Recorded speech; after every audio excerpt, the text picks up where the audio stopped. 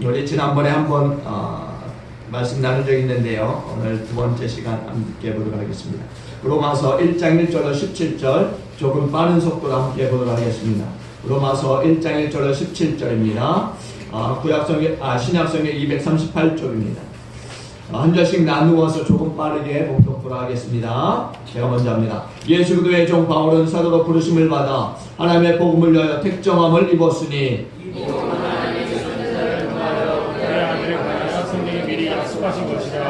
그의 아들에 관하여 말하면 육신으로는 다윗의 혈통에서 나셨고 영으로 주변자들 앞에서 부활하사 능력으로 하나님의 아들로 선포되셨으니 곧 우리 주 예수 그리스도시니라. 그로 말미암아 우리가 은혜와 사도의 직분을 받아 그의 이름을 위하여 모든 이방인 중에서 믿어 순종하게 하나니 너희들 주 중에서 예수 그리스도의 것으로 부르심을 받은 것이니라. 로마에서 하나님의 사랑하심을 받고 성도로 부르심을 받은 모든 자에게 하나님 우리 아버지와 주 예수 그리스도부터 은혜와 평강이 있기를 원하노라.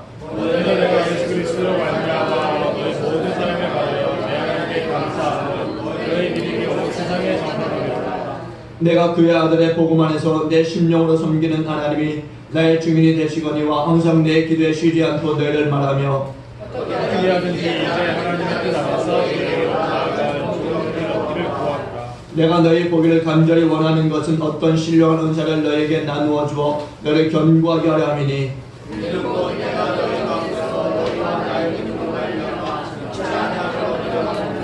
형제들아 내가 여러 번 너희에게 가고자 하는 것을 너희가 모르기를 원하지 아니하노니 이는 너희 중에서도 다른 이방인 중에서와 같이 열매를 맺게 하려 함이로되 지금까지 길이 막혔도다.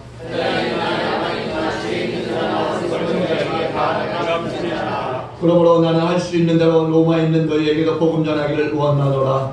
내가 복음을 부끄러워하지 아니하니 이 복음은 모든 믿는 자에게 부활을 주시는 하나님의 능력이 되리라. 너희는 유대인에게 그리고 헬라인에게 함께 하십니다. 복음에는 하나님의 의가 나타나서 믿음으로 믿음에 이르게 하나니 기록된 바 오직 의는 믿음으로 말미암아 살리람과 같으니라. 아멘. 한번 인사합니다. 복음의 능력입니다. 복음의 능력입니다. 복음의 능력으로 여러분 살아가시는 그런 그리스도인들 되시길 바랍니다. 한번 질문 드리겠습니다. 여러분 자신이 생각하시기에 나는 구원의 확신이 없다라고 생각하시는 분 계십니까? 아니면 내가 변하지 않고 있다라고 생각하시는 분 계십니까? 그런 분이 있다고 한다면 이유는 분명합니다. 아직 복음을 온전히 믿지 않고 있기 때문이라는 것입니다. 신앙생활의 감격도 기쁨도 감사도 없다라고 한다면 어떤 사람은 예수를 믿어서 좋아하는데 나는 맹숭맹숭하다. 이것은 복음의 능력을 체험하지 못했기 때문입니다. 예수 믿은 지 오래되었음에도 불구하고 나는 아직까지는 훨씬된 일꾼이 되어 있지 않다라고 생각하시는 분 계십니까? 꼭 예수 그리스도의 종이라고 하는 그 고백을 할 수 없는 분 있습니까? 이런 분들은 복음이 아직 내 것이 되어 있지 않기 때문에 그렇습니다. 여러분, 오늘 하나님은 우리를 복음으로 초대하고 계신 것을 믿으시기 바랍니다. 오늘 6절 본문에서도 이렇게 말씀합니다. 한번 6절 봅니다. 6절 보십니다. 시작. 너희도 그들 중에서 예수 그리스도의 것으로 부르심을 받은 자니라. 아멘. 한번 너희도를 여러분의 이름을 넣어서 한번 해보도록 하겠습니다. 함께 합니다. 시작. 차원형도 그들 중에서 예수 그리스도의 것으로 부르심을 받은 자니라. 아멘. 그렇습니다. 과거 바울을 부르셔서 그를 변화시키시고 위대한 일을 하게 하셨던 하나님께서 오늘 저와 여러분들을 부르시는 줄로 믿습니다. 그리고 복음을 믿게 하심으로 체험하게 하시면서 또한 내 것으로 만들어서 구원하시고 그것의 일꾼 삼으시는 것을 믿으시기 바랍니다.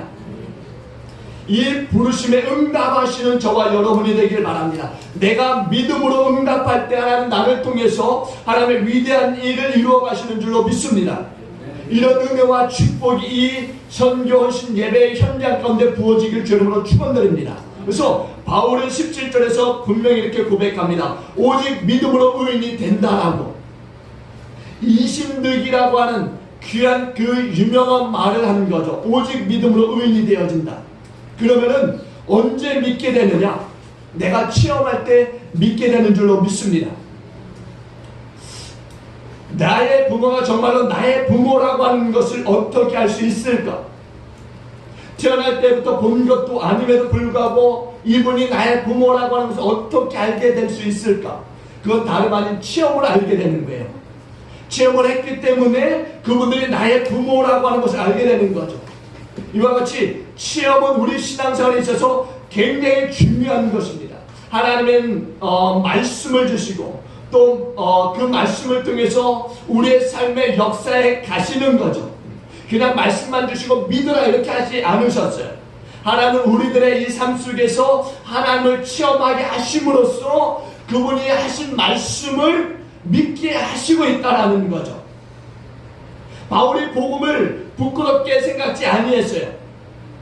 그 이유가 그러면 어디 있을까? 바로 체험을 했기 때문이죠. 복음의 능력을 체험했기 때문에 그렇습니다. 바울은 체험을 통해서 복음이 믿는 자에게 구원을 주시는 하나님의 능력임을 확신할 수 있었던 거죠.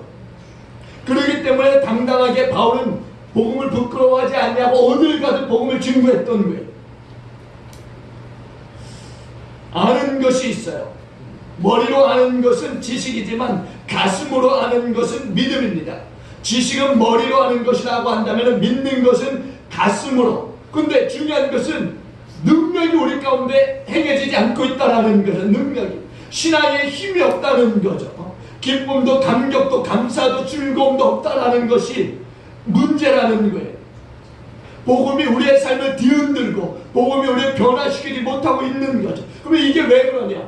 바로 능력이 우리 가운데 행해지지 않고 있기 때문에 그래요. 또 힘이 우리 가운데 발휘되지 않고 있기 때문에 그렇습니다. 헬라말로 이 능력, 힘이라고 하는 것은 두나미스입니다. 영어로 파워라고 하죠. 이 힘, 이것이 믿음에서 나오는데도 불구하고 우리 가운데 믿어지지 않음으로 인해서 이 능력들이 힘이 행사되고 있지 않다라는 거예요. 그러므로 복음을 믿지 않고서는 복음이 가지고 있는 이 능력, 힘이 나타날 수 없는 거죠. 여러분, 복음이 선포돼요. 예수 그리스도가 증거됩니다. 십자가의 도가 가르쳐 줍니다. 그러나 오늘 믿음이 없으면 하나님의 능력이 나타나지 않는 거예요. 그래서 구원을 일으킬 수가 없는 거죠. 그러나 이 복음이 믿음으로 받아들여질 때 하나님의 능력이 나타나는 줄로 믿습니다. 그래서 죄로 인해서 죽었던 사람들이 다시 살아나는 거죠. 이것을 바울은 하나님의 능력이라고 말하고 있는 거예요. 하나님의 능력. 그렇기 때문에 오늘 믿음이 없으면 하나님의 능력은 나타날 수가 없는 거예요. 예수 믿는 사람이라면요, 누구나 하나님의 능력을 갖고 싶어 합니다. 그래서 제가 신학생 때에는 강사 목사님들이 오셔서 그런 얘기를 자주 했어요. 산에 가서 나무 뿌리 하나 정도는 흔들어서 뽑아야 된다라고, 그래야 능력 받는다라고.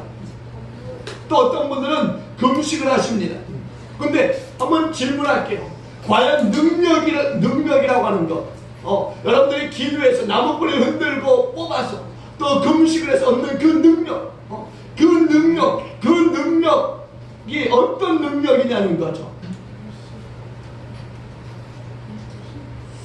정말 내 말 한마디면은 병든 자가 치료받는 능력, 안식기도 하면은 방언을 하고 하는 그런 능력, 아니면 강단에서 손을 한번 흔들면은 모든 사람이 뒤로 자빠지는 그런 능력, 이것을 그러면 내가 구하고 있는 능력인가? 이것을 참 능력이라고 할 수 있는가? 물론 이것도 하나님의 능력에 속하는 것입니다. 그러나 오늘 성경이 말씀하고 있는 이 복음의 능력하고는 거리가 먼 거예요. 오늘 본문의 말씀을 보거나 고린도전서 1장의 말씀을 보시면 사도 바울은 그런 것을 능력이다 말하고 있지 않습니다. 사도 바울은 분명히 능력에 대해서 말하는데 복음이 능력이라고 말씀하고 있어요. 복음이 능력이다. 한번 오늘 본문 16절 한번 보십니다. 다 같이 16절 한번 봅니다. 16절 봅니다. 시작. 내가 복음을 부끄러워하지 아니하노니 이 복음은 모든 믿는 자에게 구원을 주시는 하나님의 능력이 됩니다. 먼저는 유대인에게요 그리고 헬라인에게로다. 아멘. 또 고린도전서 1장 18절의 말씀에 보면은 십자가의 도가 멸망하는 자들에게는 미련한 것이요 구원을 받는 우리에게는 하나님의 능력이다 이렇게 말씀하고 있어요. 또 23절과 24절에서는 뭐라고 말씀하느냐? 우리는 십자가에 못 박힌 그리스도를 전하니 그리스도는 하나님의 능력이 됩니다. 이렇게 말씀하고 있습니다. 복음과 십자가의 도와 그리스도, 이 말은 다 같은 의미예요. 이게 바로 능력이라는 거죠. 그렇기 때문에 복음, 십자가의 도, 그리스도를 믿을 때 능력이 나오게 되는 줄로 믿습니다. 그리고 복음에는 그러한 능력이 있기 때문에 사람의 영혼을 구원하는 줄로 믿습니다. 병이 낫고 방언을 하고 쓰러지고 하는 것은요, 복음의 능력이 나올 때 나타나는 현상에 불과한 거예요. 그렇기 때문에 신기한 현상이나 기적 등을 능력으로 보는 것은 아니라는 거죠. 또 한 가지 질문해 볼게요. 하나님이 우리를 구원하시는 것은 사랑 때문입니다. 믿습니까? 이게 복음이에요. 우리가 잘 아는 요한복음 3장 16절의 말씀, 너무나 잘 알려진 말씀이에요. 하나님이 세상을 이처럼 사랑하사 독생자를 주셨으니 이는 그를 믿는 자마다 멸망하지 않고 영생을 얻게 하려 하십니다. 우리가 성경에서 가장 핵심적인 부분으로 익히 알고 있는 말씀입니다. 그러면 이 말씀이 무엇을 말씀하고 있는 것일까? 하나님의 사랑인가? 아니면 믿는 사람이 얻는 영생인가? 여러분은 어떻게 생각하십니까? 하나님의 사랑입니까? 아니면 믿는 자들이 얻는 영생을 말하고 있다고 생각하십니까? 아마 여러분들 가운데 이거에 대해서 주저하실 분들도 있을 거예요. 얼핏 생각하기에는 영생에 있는 것도 같아요. 그런데 그렇지 않은 거죠. 말씀하신 것처럼 구원 얻는 사람의 이 입장에서 보면은 영생을 얻는 것이라고 볼 수 있습니다. 그런데 하나님의 편에서 이 말씀을 기록한 요한의 이 쪽으로 보게 되면은 바로 이 3장 16절에 말씀하고 있는 것은 하나님의 사랑을 강력하게 강조하고 있는 거죠. 물론 독생자와 영생도 아주 중요한 부분이에요. 그러나 오늘 요한이 여기서 말하고자 하는 것, 요한복음 3장 16절에서 말하고자 하는 것은 하나님의 사랑인 것, 하나님의 사랑. 복음을 통해서 하나님께서는 자신의 그 사랑을 알리고 싶어 하시는 거예요. 하나님이 우리를 사랑하시기 때문에 독생자 예수도 이 땅에 보내주신 것을 믿으시기 바랍니다. 그런데 하나님이 그렇게 하시는 것은 믿는 사람으로 하여금 영생을 얻게 하기 위함이에요. 표면적으로 보기에는, 나의 입장에서 보기에는 구원의 포커스가 맞춰질 수 있습니다. 그렇지만은 내면적으로 볼 때에는, 오늘 하나님 편에서 볼 때는 하나님의 사랑이라는 것, 하나님의 사랑. 그러니까 복음을 주신 이면에는 하나님의 사랑이 깔려 있는 거예요. 이것을 오늘 우리는 말씀을 볼 때마다 잊지 말아야 되는 거죠. 신약 성경 전체에 이르는 것은 하나님의 사랑이에요. 그 하나님의 사랑이 독생자 이 땅에 보내게 된 것이고, 독생자가 십자가를 치고 갈보리 언덕에서 죽게 되어진 거죠. 하나님의 사랑이 아닌 이 모든 것이 다 아무것도 아니라는 거예요. 하나님의 사랑이 먼저 되어주고 있는 것을 볼 수 있는 거예요. 그래서 우리가 복음을 생각하고 십자가를 볼 때, 예수를 생각할 때 우리는 하나님의 사랑을 잊지 말아야 되는 거예요. 그렇지 않으면 오늘 복음을 주신 하나님의 의도를 우리가 잊어버릴 수 있는 거죠. 근데 오늘 복음을 믿고 그 속에 있는 하나님의 사랑을 믿으면 어떻게 되느냐? 내 안에 있는 두려움들이 다 쫓겨나는 줄로 믿습니다. 여러분 그렇게 생각 안 하시죠? 하나님의 그 사랑을 믿게 되면 내 안에 있는 모든 두려움들이 다 쫓겨난다. 믿습니까? 네. 분명히 믿으시길 주님으로 축원드립니다. 근데 말씀하시는 거 보니까 그렇게 생각 안 드시는 분들도 있는 것 같아요. 정말 하나님의 사랑으로 내 안에 있는 모든 두려움들이 다 내어 쫓겨지는가? 정말 그렇게 믿습니까?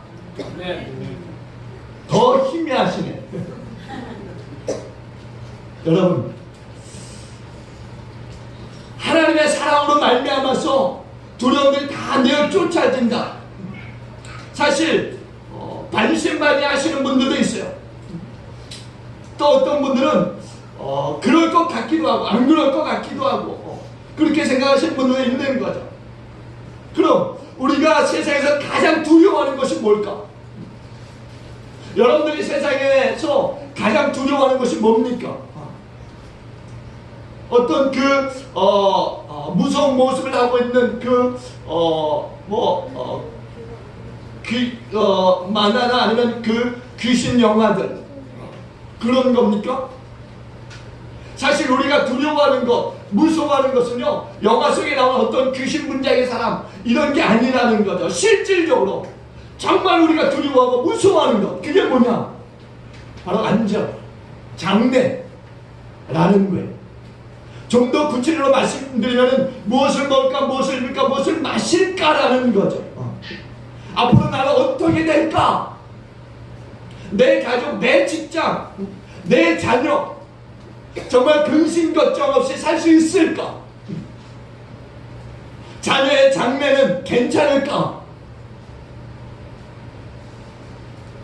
혹시 전쟁이 터지지는 않을까? 우리가 그런 일들 많이 있잖아요. 우리가 자녀를 열심히 공부시키는 이유가 어디 있습니까? 미래에 대한 두려움들이 있기 때문이잖아요.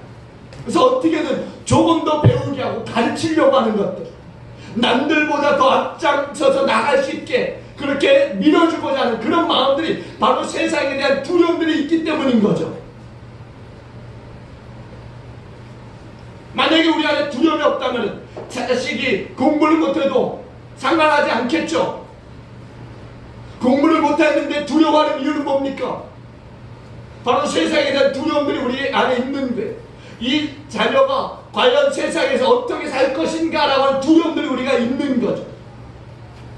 또 하나 마지막 두려움은 내가 죽으면 어떻게 될 것인가 라고 하는 거예요. 그러니까 사람들 마음속에는 이런 것들이 최고의 두려움으로 자리 잡고 있는 거예요. 근데 복음의 진수인 이 하나님의 사랑을 믿으면은 어떻게 되느냐?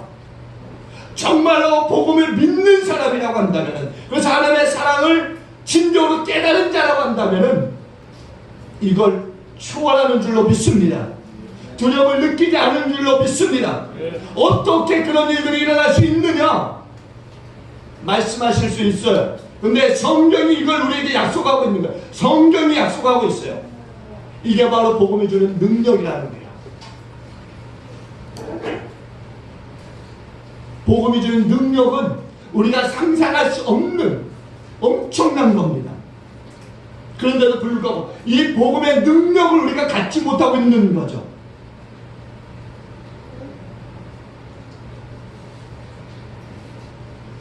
복음이 1차적으로 사람을 구원하는 그런 하나님의 능력으로 나타나고 있어요.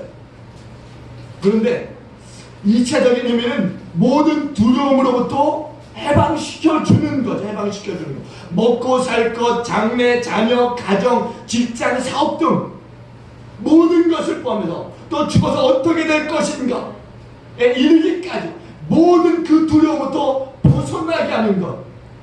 그게 하나님의 구원의 능력이라는 거예요. 그래서 마치 어린아이가 어머니의 품 안에서 새근새근 잠을 편하게 자는 것 같이 하나님의 사랑 안에서 평안을 누리게 되는 거죠. 이게 바로 복음을 믿는 사람에게 가져다주는 그 하나의 능력이라는 거예요. 그래서 요한에서 4장 18절 이하에 보니까 이렇게 말씀합니다. 사랑 안에 두려움이 없고 온전한 사랑이 두려움을 내어 쫓는다라고 말씀해요. 여러분, 하나님의 사랑이 두려움을 내어 쫓는 줄로 믿습니다. 그러므로 예수 믿는다고 해도 아직 또 두려움 속에 있는 것은 그 복음을 온전히 믿지 못하고 있는 거예요. 우리는 이런 것들로부터 이미 다 구원받은 하나님의 자녀들인 것을 믿으시기 바랍니다. 하나님께 이미 다 맡겨버린 줄로 믿습니다. 우리가 무엇을 먹을까, 무엇을 입을까, 무엇을 입을까, 이 문제는 이미 다 맡겨지고 주님이 해결해 주신 줄로 믿습니다. 우리에게는 이제 하나님의 의와 그의 나라를 추구하는 일만 남은 줄로 믿습니다. 오늘 우리가 이 자리에 모여서 예배하는 이유가 어디 있습니까? 특별히 우리가 단기팀을 보내는 파송 예배를 드려요. 오늘 그 이유는 복음의 능력을 세상 가운데 알려주고 또 전하기 위함이죠. 사도 바울이 예수가 십자를 가지고 있었어요. 그게 복음이었어요. 복음은요, 공부 잘하지 못하는 사람도 알 수 있고요, 공부 잘하는 사람도 알 수 있어요. 똑똑한 사람, 뭐 우리나라 사람이 아니더라도 어느 나라 사람이라도 다 복음을 알 수 있어요. 근데 이 복음이 어렵고 복잡해서 모르느냐? 아니에요. 오히려 너무 쉬우니까 이 복음에 대해서 받아들여지지 않는 거죠. 구원이라고 하면 뭔가 좀 그럴듯하게 포장되어서 뭔가 좀 몸부림도 좀 치고 애쓰는 그런 노력 속에서 좀 받아줘야 되는데 구원이 너무 쉬운 거예요. 그러니까 사람들이 이 구원을 우습게 여기는 거죠. 너무 값싸게 보는 거예요. 근데 그렇게 보이지만 일단 구원을 받게 되면은 그 다음에 치러야 돼. 그런 대가들이 있는 거예요. 그러면은 이 복음이 어떤 능력을 가지고 있기 때문에 이런 힘을 발휘할 수 있느냐? 복음이 어떤 일을 하길래 복음 때문에 이 복음 앞에서 사람들이 무릎을 꿇고 있느냐? 복음이 어떠하길래 사람을 변화시켜서 전혀 새로운 사람으로 이끄느냐? 첫째는 복음은요, 구원을 주시는 하나님의 능력이기 때문에 그렇습니다. 이건 모든 사람에게 해당되는 이야기예요. 복음은 사람에게 차별이 없습니다. 백인이나 흑인이나 왕인종이나 다 똑같아요. 전한 사람, 뭐 귀한 사람, 배운 사람, 못 배운 사람 다 똑같습니다. 누구나 다 막론하고 다 구원을 받을 수 있어요. 그런 힘이 복음에 있는 줄로 믿습니다. 그런데 한 가지 전제 조건이 있는 거예요. 그것은 복음을 믿어야 되는 거, 믿어야 되는 거. 믿으면 구원을 받는 거예요. 근데 믿지 않으면 소용이 없는 겁니다. 이게 하나님의 법칙이에요. 아무것도 못할 것 없는 그 하나님께서 정말 이 구원의 법칙 안에서는 어떻게 하지 못하시는 거죠. 하나님께서 스스로 만들어 놓으신 이 구원의 법칙, 하나님은 분명히 이 땅의 모든 사람들이 다 구원받기를 원하세요. 그래서 예수가 이 땅에 보내주셨습니다. 예수 그도 안에 하나님의 마음, 하나님의 사랑이 담겨 있는 거죠. 그러나 중요한 것은 그 보내신 예수를 믿지 않으면은 하나님도 어찌할 수 없는 거예요. 이론적으로 보시면은요, 하나님 모든 사람을 다 구원할 수 있어요. 그게 하나님의 능력입니다. 하나님 천지를 창조하신 분이세요. 하나님은 못하실 것이 없으신 분이십니다. 온 우주 만물을 창조하신 분이세요.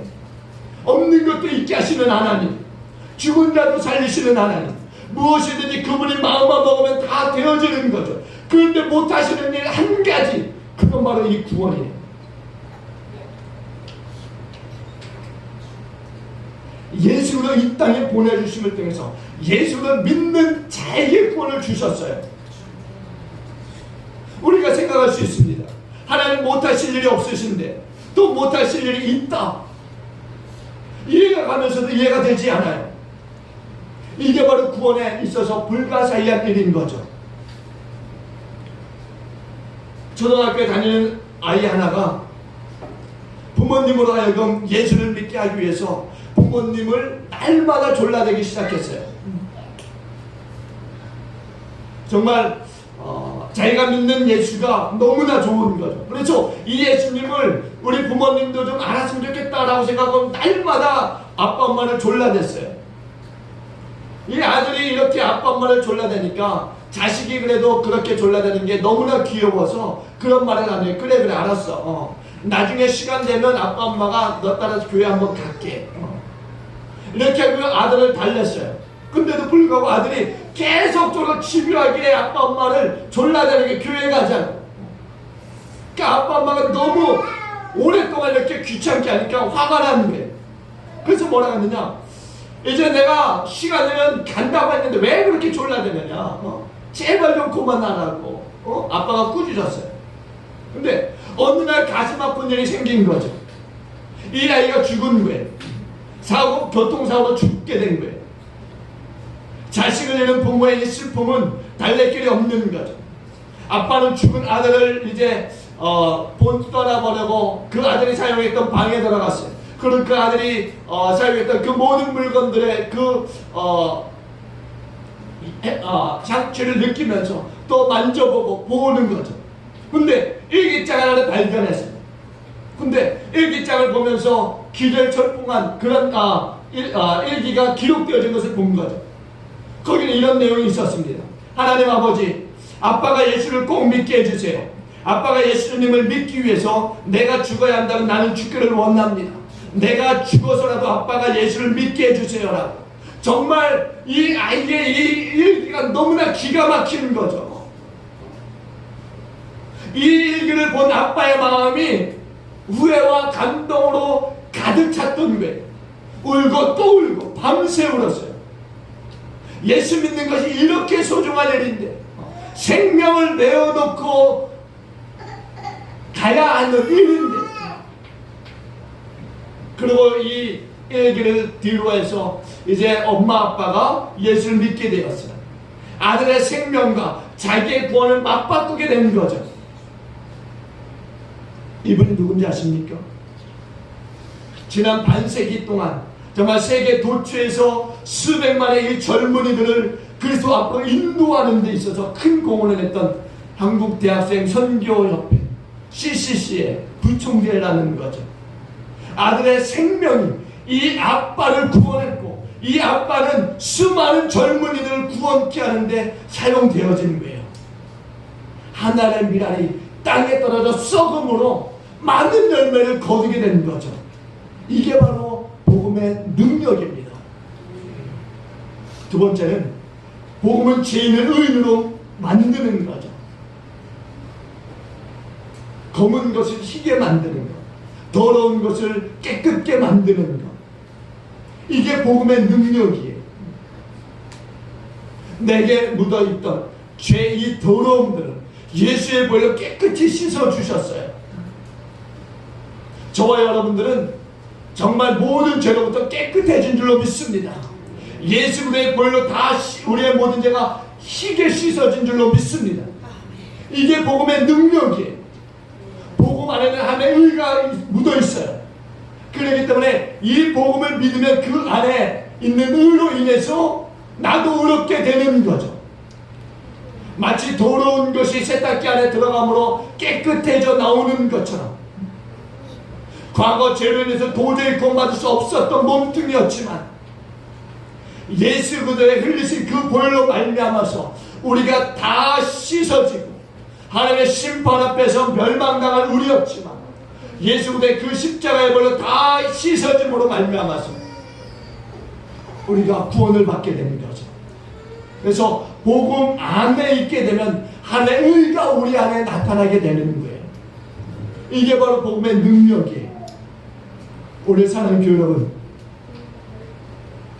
우리는 선교 신예배를 통해서 이제 열방으로 나아갈 네 분의 성도를 축복하며 보내려고 합니다. 오늘 이 복음의 능력은 구원을 주신 하나님의 능력이다라고 말씀드렸어요. 이제는 이 구원의 이 좋은 소식을 이스라엘과 팔레스타인과 또 아제르바이잔과 우즈베키스탄과 이집트로부터 땅 끝까지 정말 전파제로 힘을 다하고 열정을 다하시고 오시는 그런 그 단기 선교의 길이 되어줄 수 있기를 바랍니다. 또한 우리는 남은 자로서 기도하며 저들의 그 복음의 그 현장이 정말 복음으로 충만할 수 있도록 우리는 뒤에서 기도해야 될 줄로 믿습니다. 이 시간 우리가 함께 또 열방으로 보낼 우리 네 분의 성도를 위해서 우리가 함께 기도하는데요. 선교단체에서는 그런 것들을 요구하더라고요. 어떤 거냐면 부모 동의서를 요구합니다. 사고 났을 경우에 뭐 책임 부분에 대한 부분도 있겠지만, 그러나 하나의 영광이 어떤 단책에 쏠려서 가려지는 것을 막고자 하는 것을 믿습니다. 사고라고 하는 것은 언제 어디서든 일어날 수 있는 것을 우리가 알아야 돼요. 우리가 2주 동안 다른 사람들도 그냥 갔다 왔으니까, 나도 갔다 왔으니까, 그냥 저 사람도 그냥 갔다 오겠지, 편안하고 아니란 마음이 아니라, 정말 그 복음의 현장에서 정말 하나님의 그 복음을 저 죽어가는 영혼들에게 정말 열정을 다해서 전하고 올 수 있도록, 혹 돌을 맞더라도, 내 자식이 돌을 맞더라도 실망하지 않는 우리 윤성이가 돌을 맞았다고 한번 생각해 보세요. 우리 사모가 돌을 맞았다고 생각해 보세요. 그래서 눈병신이 됐어요. 그러면 그것을 내가 감당할 수 있을까? 받아들일 수 있을까? 우리 선교사님들이 오셔서 그런 말을 해요. 나 죽으러 갑니다. 가서 죽었으면 좋겠습니다.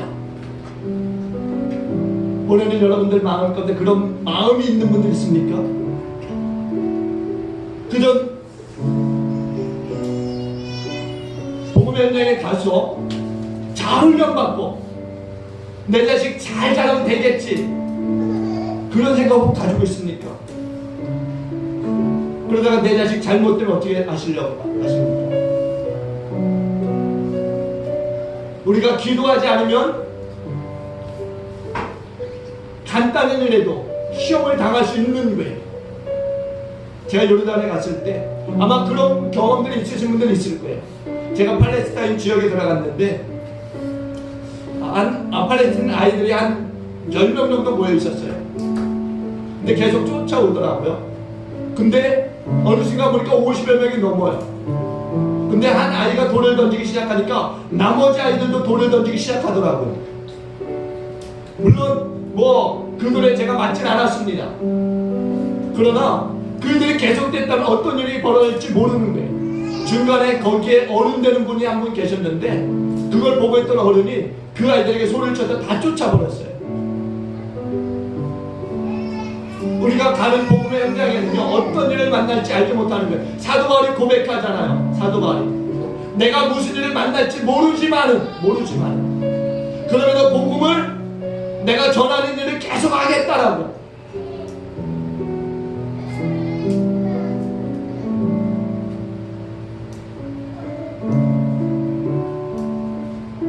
복음을 전하러 가는 우리 네 분의 성도를 위해서 여러분들이 정말 전심으로 2주 동안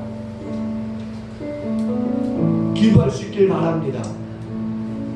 샘물교회는 사람 죽이려고 보낸 게 아니에요. 아프가니스탄에, 파키스탄에 그들 죽이려고 보냈겠습니까? 아니에요. 그들도 저와 여러분들과 똑같은 마음으로 보냈을 거예요. 근데 갑자기 그런 일이 터진 겁니다. 그리고 또 이집트에 관광 가셨던 그 교회 분들, 관광이 아니라 사실은 단기 선교였어요. 근데 차량 폭발이 일어나서 10몇 명이 돌아가셨죠. 거기 리드하던 분인가요? 가이드분이 그 폭탄을 껴안고 돌아가시는 일이 있었어요. 일이라고 하는 것은 우리가 알지 못하는 거예요.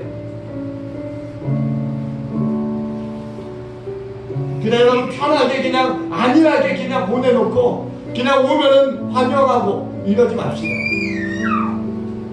그분들이 그 안에서 편안하게 있다 할지라도 우리는 그들이 복음을 온전히 전할 수 있도록 우리가 힘써 기도하는, 이왕이면 이제는 우리가 하나님의 그 비전으로 나가기로 했다면 이제 매년마다 우리가 보내는 사람들을 위하여 축복하기를 원한다면 이제는 그들을 위해서 힘써 기도하고 그들이 무슨 일을 만날지라도 그게 다 하나님의 영광이라고 받아들일 수 있는 믿음의 사람 되어질 수 있도록 우리가 기도해야 될 줄로 믿습니다.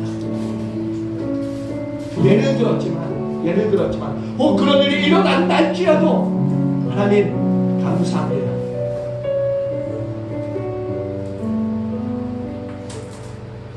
하나님 이런 영광을 우리 교회 가운데 내 자녀와 내 아내 가운데 주신 것을 감사합니다. 이제는 그렇게 축복할 수 있는 믿음이 우리 가운데 있어져야 될 줄로 믿습니다. 그런 걸 원치 않습니까? 우리 김민이나 윤성이가 복장돌을 맞아서 머리속이 깨졌어요. 심하게 깨졌어요. 그럼 그걸 어떻게 받아치려고 합니까? 우리가 믿음이 아니면 이런 것들 받아들일 수 없는 거예요. 그냥 가상적인 얘기라고 할 수 있지만 가상이 아닐 수도 있는 거예요. 그러니까 우리가 기도하자는 이야기예요.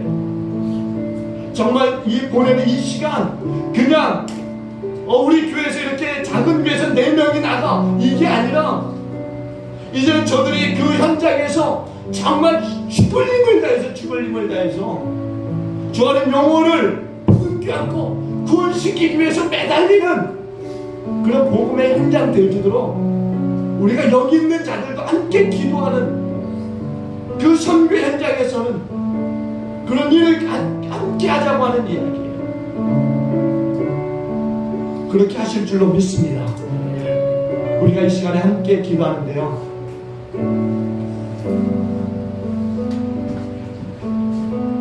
제가 너무 심각하게 얘기했습니까? 정말 우리가 힘써 기도하길 원합니다. 이 시간에 우리 한번 여러분들 들고 있는 붓기를 한번 들어보십시오. 가지고 계신 붓기를.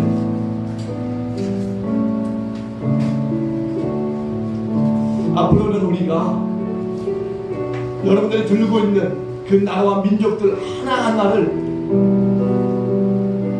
하나님 앞에 올려놓으며 기도하는 그 날이 오길 원합니다. 정말 여러분들이 들고 있는 그 국기, 그 나라, 그 민족 모두에 우리 성도들이 나가서 복음 전하는 그 날이 오길 원합니다. 정말 우리가 이 시간에 우리 장수미 사모와 우리 오늘 이 예배에 되어 있지 않지만 보며진 자매와 우리 또 정윤서 그리고 김규민 우리 위하여 우리 함께 기도하는데요, 이 시간 함께 나와서 가족들이 함께 또 축복하며 기도하길 원합니다. 먼저 우리가 기도할 때 우리 규민이 가정 나와서 우리 함께 기도하는데 여러분들이 우리 규민이 위해서 정말 기도해 주시기 바랍니다. 이 아이가 복음의 현장에서 두려움 없이 건강하게 정말 성령이 충만해서 그곳에서 정말 그 어떤 아이들보다도 더 열심히 복음 전하고 돌아오도록, 그리고 정말 이 아이가 복음 현장에서 기도하는 것이 이루어지는 역사가 나타나도록 위하여 기도할 수 있기를 바랍니다. 우리 함께 너의 가는 길에 우리 함께 찬양하고 우리 그분이 가족부터 나와서 함께